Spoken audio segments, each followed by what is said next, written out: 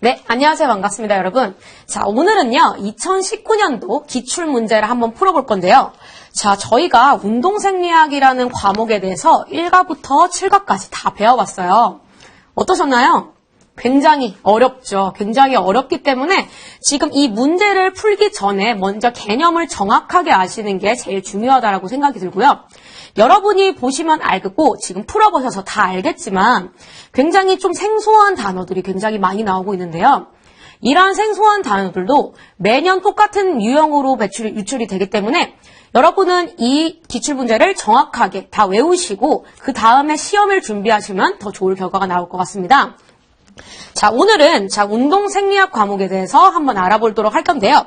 자, 저희 2019년 기출문제를 한번 풀어보도록 하겠습니다. 자, 먼저 1번부터 저희가 한번 시작을 한번 해볼게요. 자, 1번은 어떤 문제냐? 자, 보기에서 설명하는 운동훈련의 원리에 대해서 나오는 그런 문제가 나왔는데요. 자, 저희가 이 책에는 나오지 않았지만 제가 적어드린 게 있었을 거예요. 거기서 문제가 바로 유출되었네요. 자, 첫 번째. 운동훈련에 의한 효과는 운동량이 일상생활 수준보다 높을 때 일어난다. 많이 들어봤죠? 두 번째 힌트는 뭐였을까요? 운동량은 운동의 빈도, 강도 또는 지속시간을 증가시킴으로써 늘릴 수 있다. 자, 여러분, 트레이닝의 제 네 번째 원리, 사원리에 대해서 배웠을 거예요. 자, 여러분, 뭐 하실 거예요? 첫 번째, 과부하의 원리죠. 과부하의 원리. 두 번째는 뭐가 있을까요? 여기 다 나와 있어요. 특이성의 원리가 있었습니다. 세 번째는요, 가역성의 원리가 있고요. 네 번째는 개별성의 원리예요. 자, 이 네 가지 원리에 의하면 이 정답은 무엇일까요? 자, 운동량이 일상 수준보다 높아야 된다. 그럼 바로 과부하의 원리겠죠? 정답은 3번, 과부하의 원리가 정답이 됩니다. 자, 그런데 다른 것들은 다 기억하시나요? 아마 잘 기억이 안 나실 거예요. 그래서 제가 한 번 더 정리를 해드리도록 하겠습니다. 자, 첫 번째, 가역성의 원리는 무엇을 의미할까요? 제가 매일 10km를 달리기를 했어요. 그러다가 어느 순간 제가 한 달 정도 달리기를 하지 않았습니다. 그러면 운동 능력은 향상될까요? 아니면 다운이 될까요? 당연히 운동 향상은 전부 안 될 겁니다. 오히려 더 내려갔을 겁니다. 즉, 가역성의 원리란 과부하가 일어나지 않거나 아니면 운동이 중지되었을 때 운동 능력이 빠르게 감소하는 것을 의미합니다. 다시 한번 말씀드리겠습니다. 가역성의 원리란 과부하가 이루어지지 않거나 운동이 중지되었을 때 운동 능력이 빠르게 감소하는 것을 바로 가역성의 원리라고 합니다. 그럼 두 번째 원리, 개별성의 원리는 무엇일까요? 자, 제가요 10년 동안 웨이트 트레이닝을 했어요. 자, 근데 내 친구가 갑자기 운동을 하고 싶대요. 오늘 운동을 처음 한대요. 자, 그런데 똑같은 무게로 스쿼트를 하고 똑같은 무게를 데드리프트를 하면은 될까요? 안 되겠죠? 즉, 개개인의 체력 수준에 맞춰서 그에 적합한 운동 형태로 훈련을 해야 됩니다. 다시 한번 말씀드릴게요. 개인 체력 수준을 고려하여 그에 적합한 운동 형태로 훈련을 해야 된다는 것이 바로 개별성의 원리입니다. 자, 세 번째 우리 과부하의 원리는 방금 말씀을 드렸고요. 나머지는 특이성의 원리입니다. 특이성의 원리란 트레이닝으로 향상시킬 수 있는 신체 기관의 기능은 트레이닝의 종류에 따라 다릅니다. 제가 만약에 유산소 능력을 올리고 싶으면 유산소 운동을 해야 되고요. 근육을 키우고 싶으면 과부하 운동을 해야겠죠. 그만큼 특이성에 따라서 운동이 들어가야 된다는 이 원리가 있습니다. 이 네 가지 원리는요, 우리 트레이닝상 원리에서 가장 중요하기 때문에 이 네 가지의 원리에 대한 개념이랑 이해를 꼭 하시길 바라겠습니다. 자, 이렇게 해서 1번의 답은 3번입니다. 자, 다음은 두 번째는 이제 2번에 대해서 한번 알아보도록 할게요. 자, 2번은 가장 중요하죠. 근섬유 형태에 따른 특성으로 적절하지 않는 것은. 자, 우리 근섬유 형태에 대해서 배웠었죠. 자, 잘 기억이 안 나신다면 우리의 책으로 다시 돌아가서 한번 읽어보시면 될 것 같습니다. 자, 근섬유는 뭐가 있었을까요? 첫 번째, 지근이 있었고요. 두 번째는 속근이 있었습니다. 이 지근과 속근의 차이점과 어떤 것이 특징이 있는지에 대해서 정확하게 아셔야지 이 문제를 풀 수가 있겠죠. 자, 1번에 대해서 한번 보겠습니다. 1번, 지근은 속근에 비해 모세혈관의 밀도가 높다. 자, 지근은 어떠한 근육이었을까요? 지근은 유산소 능력에 굉장히 탁월한 그런 근육 중에 하나인데요. 미토콘드리아 수가 높기 때문에 굉장히 오랫동안 지속할 수 있는 그런 근육 중에 하나입니다. 지구성이 높기 때문에 당연히 모세혈관의 밀도가 높을 수밖에 없겠죠. 그래서 1번은 맞는 설명입니다. 두 번째에 대해서 한번 알아볼게요. 지근은 속근에 비해 미토콘드리아 수가 많다. 자, 방금 제가 말씀을 드렸죠. 산소를 많이 포함하고 있기 때문에 당연히 미토콘드리아의 수도 많습니다. 그래서 지근은 속근에 비해서 미토콘드리아 수가 높다. 이것도 정답입니다. 자, 세 번째에 대해서 한번 보겠습니다. 속근은 지근에 비해 ATP의 활성도가 높다. 자, 이거는 어떨까요?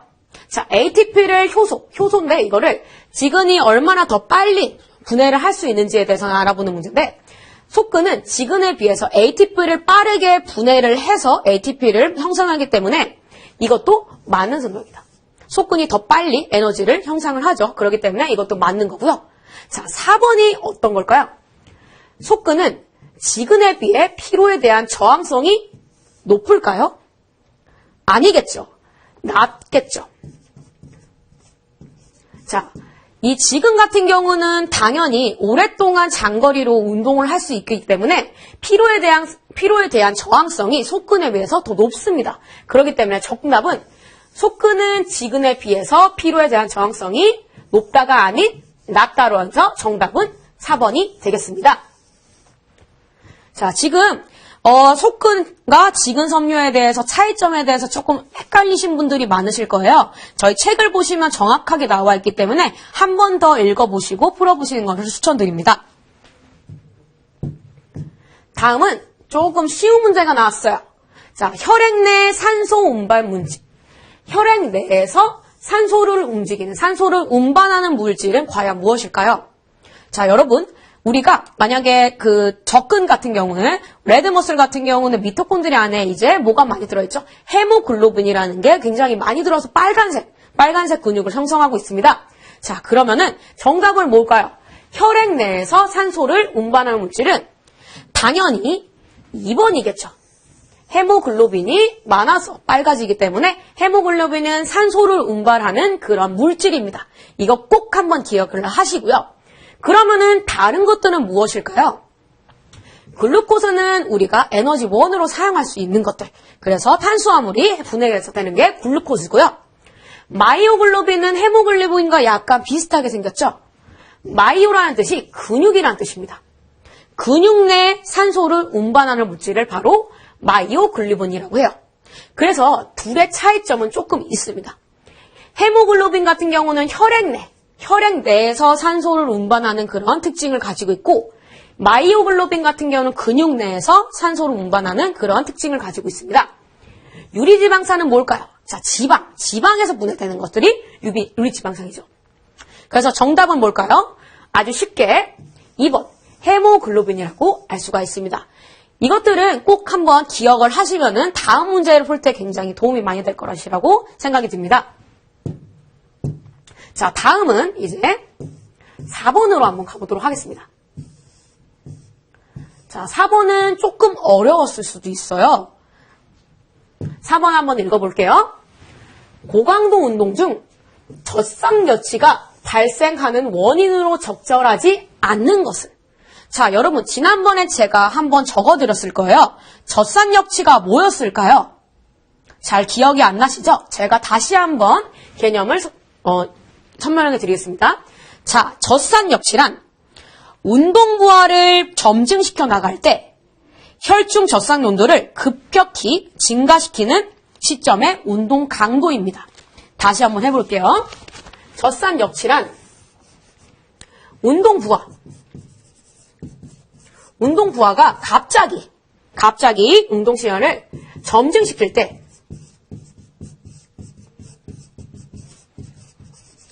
혈중 젖산 농도가 자, 여기까지 적으셨죠? 운동부하를 점증시킬 때 혈중 정상 농도가 급격하게 증가시키는 시점의 운동 강도입니다. 자, 그래서 이러한 젖산 역치에 대한 특징으로 얼맞지 않는 것에 대해서 지금 문제가 나왔는데요. 자, 그럼 그런 원인이 무엇일까요? 자, 젖산 역치는 굉장히 고강도에서 나타나게 되거든요. 그렇게 되면은 당연히 근육량의 삼소량이 감소가 될 수밖에 없겠죠. 자, 이거는 맞는 얘기고요. 또한 지금보다 속근의 사용률이 높아지겠죠. 만약에 빠르게 움직이기 때문에 이것도 맞는 설명이라고 볼 수가 있습니다. 자, 그런데 조금 생소한 단어가 하나 나왔어요.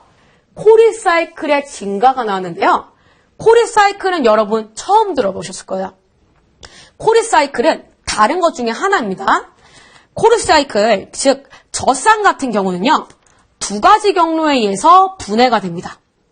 젖산은 두 가지 경로에 의해서 분해가 되는데 하나는 우리처럼 미토콘드리아로 보내져서 산화가 되는 것이 있고 두 번째는 간으로 보내져서 합성되는 것은 코리사이클입니다. 그래서 조금 다른 그런 거라고 생각할 수가 있어요. 그래서 정답은 코리사이클은 이 미토콘드리아이 아닌 간에서 합성이 되기 때문에 코리사이클의 증가가 적절하지 않습니다. 자, 조금 어렵죠? 그리고 4번 무산소성 해당 과정 의존율이 증가. 당연하죠. 네, 당연한 말이고요. 그래서 코리사이클 같은 경우는 조금 생소한 개념일 수도 있기 때문에 코리사이클은 한번 제가 적어드리도록 하겠습니다. 자, 코리사이클. 코리사이클은요. 젖산은 원래 두 가지 경로에 의해서 제거가 되게 되는데 하나는 미토콘드리아 안에서 분해가 되는 거고 하나는 간으로 보내져서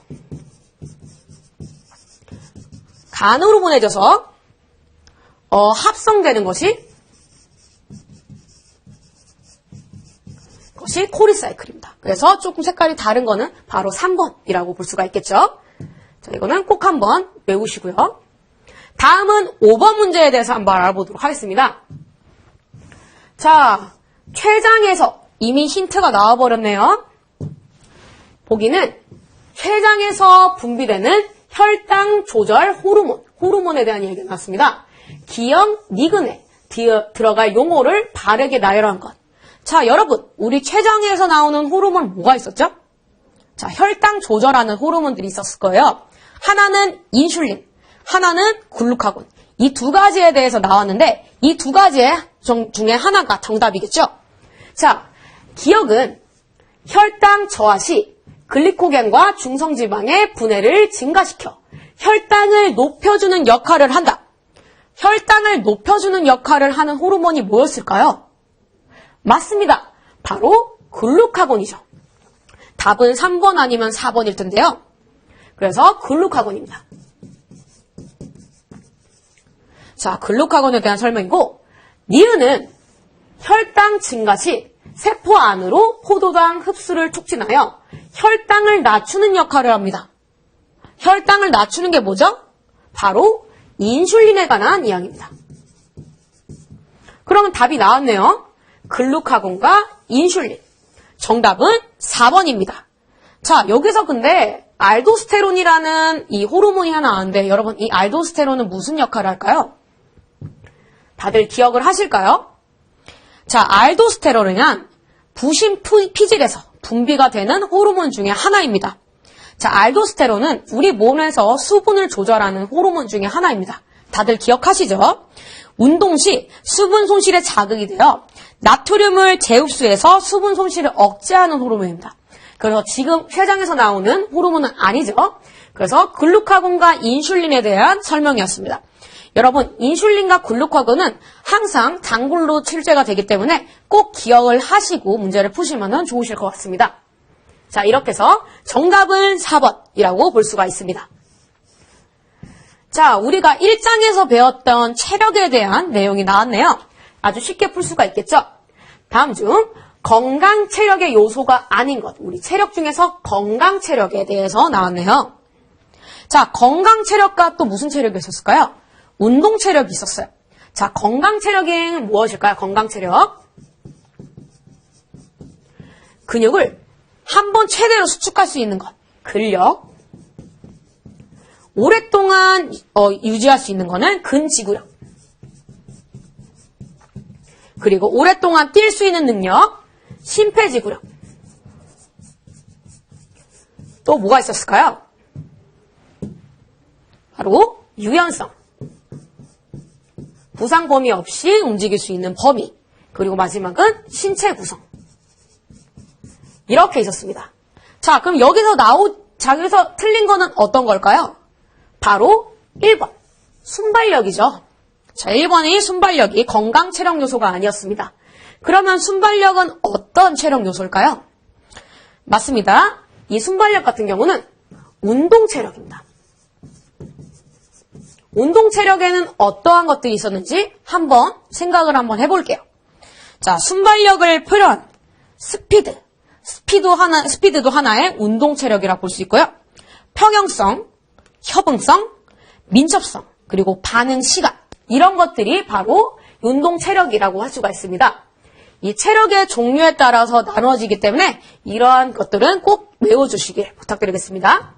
그래서 쉽게 1번이라고 볼 수가 있겠죠. 다음은요. 자, 점점 요즘에는 이 환경, 이 고온지대, 고온이라든가 저온, 이 환경에 대해서 나온 문제들이 많이 나오고 있어요.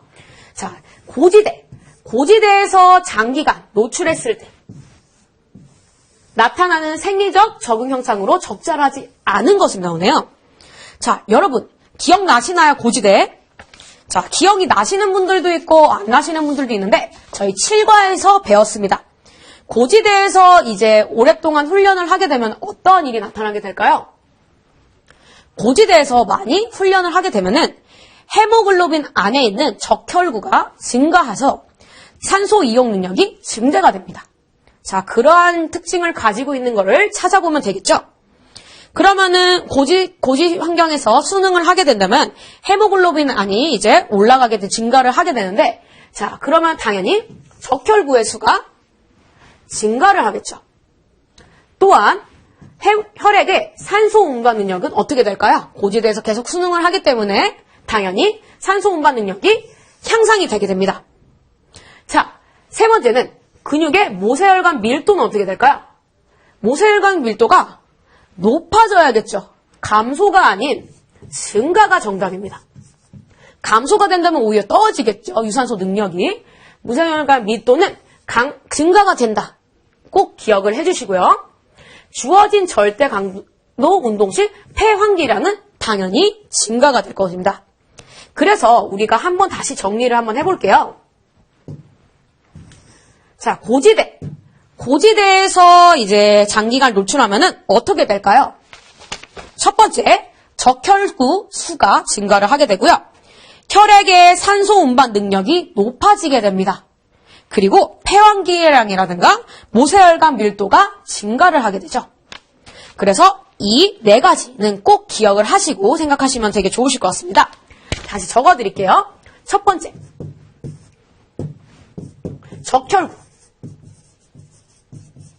적혈구의 수가 증가를 하게 되고요.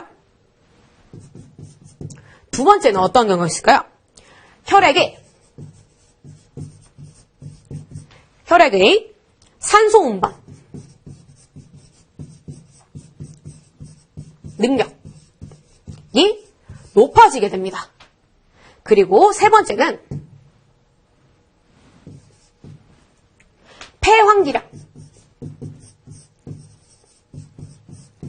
폐환기량이 당연히 증가하게 되고요. 네 번째는 모세혈관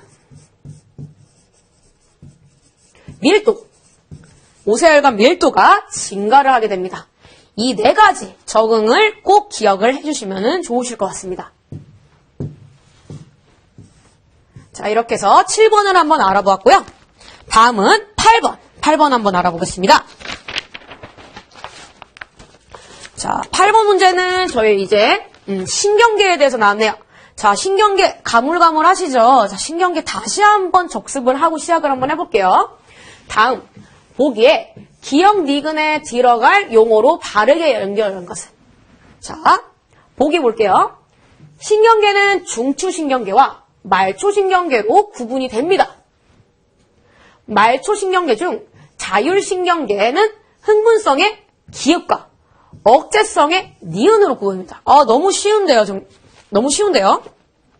자, 그러면은 우리 몸에 흥분을 해주는 그러한 자율신경계 중에 하나는 무엇일까요? 당연히 교감신경이겠죠. 교감신경이 흥분을 하면은 심박수가 빨라지고 이러한 특징들을 가지게 되죠. 반대로 억제하는 그러한 신경은 무엇일까요? 바로 부교감신경입니다. 정답은 어렵지 않게 1번으로 할 수가 있습니다. 자, 그런데 지금 개념이 조금 가물가물하시는 분들이 있을 거예요. 그래서 다시 한번 정리를 해드리겠습니다. 자, 우리 몸에 중추신경계와 말초신경계로 우리가 나눠져 있는데요. 중추신경계는 뭐로 나눠져 있을까요? 자, 중추신경계 바로 뇌와 척수로 이루어져 있습니다. 이거는 다 기억을 하시죠? 그럼 말초신경계는 어떠했을까요? 자, 말초신경계. 말초신경계는 또 여기서 두 가지로 나눌 수가 있어요. 체성신경계 그리고 지금 우리가 문제에 나왔던 자율신경계.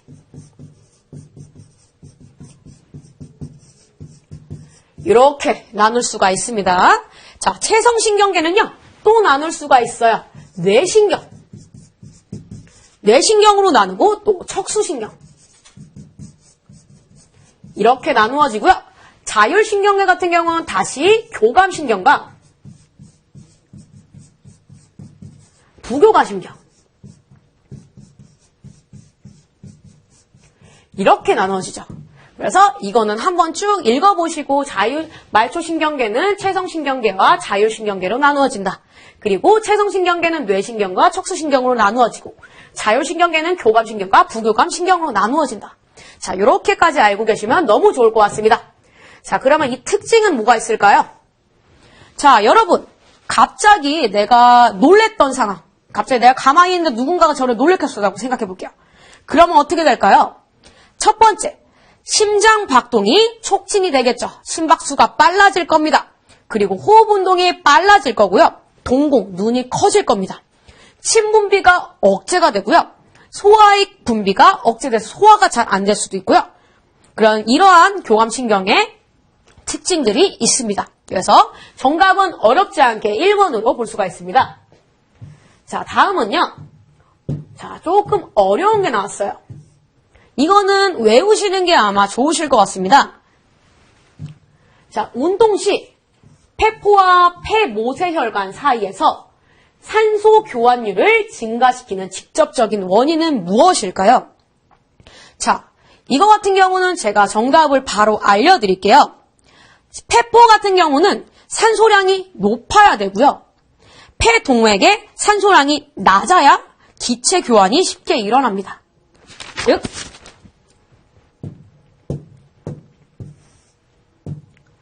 자, 폐포의 산소 양은 높아야 되고요.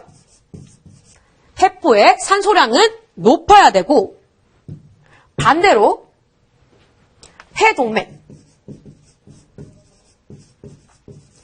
폐동맥의 산소량 양이 낮아야 기체 교환이 쉽게 일어납니다. 그럼 폐포의 산소량이 높고 폐동맥의 산소량이 낮은 걸 찾으면 되겠죠? 그러면 정답은 뭘까요? 폐동맥의 낮은 산소량인 9번이 되겠죠. 정답은 1번입니다. 폐동맥의 낮은 산소량이라고 보면 되겠습니다. 자, 마지막 10번인데요. 10번은 단골 문제입니다. 근신경과 단계인데요. 자, 다음 중 이제 보기에 제시된 근수축 과정을 단계별로 바르게 나열한 것에 대해서 나오는데, 자, 이거는 여러분들 정확하게 아셔야 됩니다. 자, 먼저 어떠한 신경이 오게 되면 어떠한 일이 일어날까요? 먼저 축삭 종말에서 아세틸콜린이 방출되게 해줍니다. 자, 그림을 그려드릴게요. 이렇게 연접 소포 안에 아세틸콜린이라는 것들이 이렇게 들어가게 되고요. 이렇게 근육이 있어요. 근육이 이렇게 일어나게 되는데, 첫 번째 이게 그 신경이 이제 전달이 되기 위해서는 축삭 종말에서 아세틸콜린이 먼저 방출이 돼야 됩니다. 이 안에 있는 아세틸콜린이 이렇게 방출이 돼야 돼요. 이렇게 방출이 되면은 어떤 일이 일어날까요? 당연히 근육세포와 같이 활동 전이가 일어나게 됩니다. 활동 전이가 일어나게 되면은 이제 탈분기기 시작했다라고 생각하시면 되죠. 그러면은 이 아세틸콜린들은 이 가로소관을 통해서 이 안에 있는 근형질 세사에 칼슘을 분비하게 됩니다. 칼슘이 분비가 되면 이 액틴과 마이오신의 이 배열을 바꾸게 돼서 근수축이 일어나게 됩니다. 자, 이거를 그대로 찾으면 되겠죠? 그러면은 어떤 게 답일까요? 첫 번째, 당연히 축삭 종말에서 아세틸콜린이 방출이 되는 게 첫 번째겠죠? 두 번째는 이러한 이 방출로 인해서 활동 전이가 나타나는 것이 2번이 될 겁니다. 자, 세 번째는 이렇게 나온 이 아세틸콜린에 의해서 칼슘 이온이 분비가 되는 게 세 번째가 될 거고요. 이에 따라서 이 분배 배열이 바뀌어지게 되면서 근세사 활주가 시작되는 게 4번입니다. 그러면은 어떤 게 답일까요?